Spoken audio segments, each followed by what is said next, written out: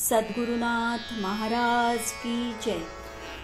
श्री गुरुगीता हा गुरुभक्ती योगाचा मंत्रराज आहे। कलियुगात संसार सागर तरून जाण्यासाठी हा महामंत्र श्री गुरुदेवांनी स्वाध्याय म्हणून दिला आहे। श्री गुरुगीतेतील संस्कृत श्लोकांचा अर्थ महायोगी स्वामी उमानंद सरस्वती ह्यांच्या श्री गुरुगीतार्थेश्वरी ह्या विवेचनाच्या आधारे आपण जाणून घेत आहोत। आजचा श्लोक आहे 164 ऐक्यानुभूतीचा परिणाम। तथैव ज्ञानी जीवात्मा परमात्मनि लीयते ऐक्येन रमते ज्ञानी यत्र तत्र दिवानिशम्। ह्या प्रकारे ज्ञानी जीवात्मा परमात्म्यामध्ये लीन होतो। हे एकत्व प्राप्त करून घेणारा ज्ञानी रात्र असो दिवस असो कधीही कोठेही एकटाच आनंदात मग्न राहून असतो।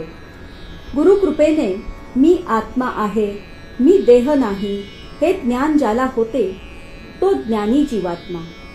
गुरु हे परमेश्वराचे सगुण रूप असे गुरुविषयी ज्ञान होणारा ज्ञानी गुरुभक्त गुरुभक्तीने आपला जीवभाव, मीपणा, अहंकार, देहाभिमान गुरुभावात विलीन करतो व गुरुद्वारा परमात्म्यात लीन होतो। असे जीवाशिवाचे ऐक्य होताच देहबुद्धीची उपाधी दूर होताच म्हणजे त्यांचे तादात्म्य, आसक्ती, सक्ती, अभिमान नष्ट होताच हा ज्ञानी मग अहोरात्र सर्वत्र सर्वस्थानी सर्व काळी आपणच आपल्यात एकटाच आनंदात मग्न राहून जीवन व्यतीत करतो। त्याचे परावलंबी जीवन संपते।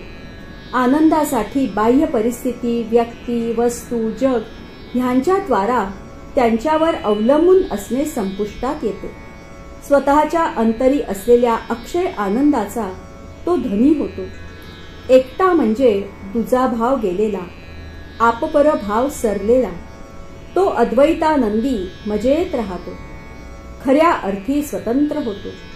पूर्ण साक्षात्काराचा परिणाम पूर्णानंद, निर्वाणपद, अद्वैत स्थिती हा श्लोक वर्णन करीत आहे। हेच जीवाशिवाचे ऐक्य झाल्याचे लक्षण।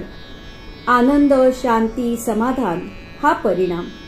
ज्ञानी गुरुभक्ती ही साधना, हीच पराभक्ती। सद्गुरुनाथ महाराज की जय।